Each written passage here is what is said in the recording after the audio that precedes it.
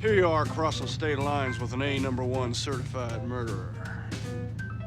Manslaughter, honey, not murder. Don't exaggerate. Hey, welcome back to another edition of PJ's Movie Time. Hope you guys are subscribed. I'm trying to get those numbers up, trying to pump those numbers up. And if you didn't notice by the intro, we're doing a David Lynch movie. Love that guy. God rest his soul. Put out so many good films, plus Twin Peaks, which I'm a huge fan of. But today, like I said in the intro, we are reviewing Wild at Heart, starring Nicolas Cage and Laura Dern. It's pretty much lovers on the run. There's killers after them, too. A lot of weird stuff going on between, a lot of Elvis themes, a lot of sex, a lot of violence, a lot of Wizard of Oz themes, too. And there's a mother who's just very controlling. It's got a lot of good elements in it. And Willem Dafoe, if you didn't think he was already creepy as he could be, well, guess what? This movie here, he's just got the creep factor maxed out on all levels. Talking his voice, his teeth, just really good stuff. He's a great villain in it. And I love Nicolas Cage in this movie. But let's see here. Wild at Heart came out in 1990. David Lynch had written and directed this after he filmed the pilot for Twin Peaks, which would go on to become one of the most popular TV series in the early 90s, if not of all time. And he wanted to make a movie before he started the first official season of Twin Peaks. And he wanted to work on a movie called Ronnie Rocket, but he didn't get to work on that. Instead, he came across a guy who had written a novel, and his name was Barry Gifford, by the same name, Wild at Heart. David Lynch read it and asked him immediately if he could make an adaptation of it. They agreed. He kind of written his own story into it. David Lynch, of course, had to make things Lynchian. And if you don't know what Lynchian is, very abstract, very weird, you don't know what's really going on. It's almost like a nightmare come to life when you're watching one of his movies, especially Eraserhead and Lost Highway, which I've already reviewed on my illustrious YouTube channel. The budget for this movie was a whopping $10 million, but it only earned $14.6 million in the box office, which was not bad, not terrible, but they were expecting it to be a bigger hit. And years later on, people would respect this movie.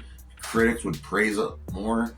And like I said, it's very strange, but the acting is really good in it.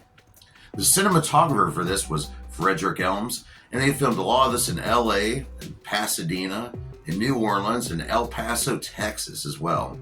And the music was also done by the same guy who does the awesome theme for Twin Peaks. I'm talking about Angelo Badalamenti. Very good. A lot of nights I just go to sleep to his music. It's very soothing. He's really good at what he does. In the very beginning, this guy, Sailor Ripley, he's dating this girl, Lula, and her mom is pretty much she's involved with the criminals and crime and some really bad things going on. She doesn't want this guy dating her daughter. She secretly wants to fuck him though, too. And he kills a guy right off the bat who threatens him and he's put in jail. But Lula waits for him. Gets out of jail. He immediately violates parole, ends up going on the run, and they don't plan on ever coming back. But Lula's mom, Marietta, she knows some very evil men, and she wants this guy dead. He wants her daughter brought back, and she hires some very savage men and women to partake in some violent acts here in this movie. It's great. It's got some great one-liners. The music's pretty good. David Lynch did acquire some rights for some Elvis songs because Sailor Ripley is pretty much an Elvis character in a way. And he's an underdog. He just wants, it's that forbidden love, the Romeo and Juliet kind of stuff. And like it's scattered with some weird symbolism. Each time I watch it, I notice something a little different. And I wonder, what does that mean exactly?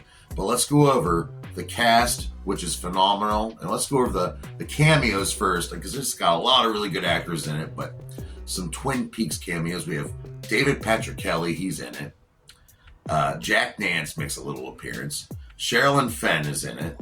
And Sheryl Lee. All these people were on Twin Peaks. And guess what? There's even more Twin Peaks actors than that, but we'll get into that. There's this sick guy named Reggie. He's played by Carlin Lockhart. And he has a very weird woman with him named Ioana. And she's played by Grace Zabriskie, who's a great actress herself. She was also in Twin Peaks, and she scares the shit out of me in Twin Peaks, the final chapter, or whatever they call it. J.E. Freeman plays Santos, who Sailor Ripley used to work for. Very evil guy, likes shooting people in the brains. And we have Isabella Rossellini, who was also in the great David Lynch movie Blue Velvet. She plays Bertita. And I mentioned earlier, Willem Dafoe playing Bobby Peru, who is this hitman, very sick, just hard to look at, very charismatic though. And him and Perdita, they're kind of waiting for Sailor and Lula to show up. And yeah, things do not look good. The ending of this movie is crazy. I won't give it away though. And I love this actor to death. Henry Dean Stanton, God rest his soul, playing Johnny. And he's kind of the boyfriend of Marietta Fortune, played by Diane Ladd. And she's an evil, pretty much the Wicked Witch of the West in this movie, kind of like Wizard of Oz. She paints her face red with lipstick at one point, so I kind of think she represents the devil in a way too. I don't, maybe not. Laura Dern, who plays Lula Fortune, is in love with Sailor. Her love for Sailor is just, find a girl that loves you like Lula Fortune loves Sailor Ripley. And Sailor Ripley, played by the insane Nicolas Cage. Love his movie, his snakeskin jacket, his line delivery. And he actually sings in this movie, and he ain't bad. He's really not bad. But yeah, this is a really good movie. I really advise. They just released it finally on digital. I had to buy a Blu-ray from Shout Factory off Amazon like last year, 2 years ago. This is a great pickup as well, but if you don't have time to get a hard copy, rent it on Amazon Prime or Fandango. And the meanings in this movie, I don't know, just like romance, violence, and in America at the time. It was just there's a lot of violence going on in America. And there was a character in this movie named Mr. Reindeer, and he's just always surrounded by naked women, making shady deals. So I'm just thinking that might have something to do with Hollywood, maybe. David Lynch is always trying to warn people of the horrors of Hollywood in his movies. And you can really see that in almost every one of his films. But yeah, Love, Death, Elvis, and Oz. What do I rate Wild at Heart by the immortal David Lynch?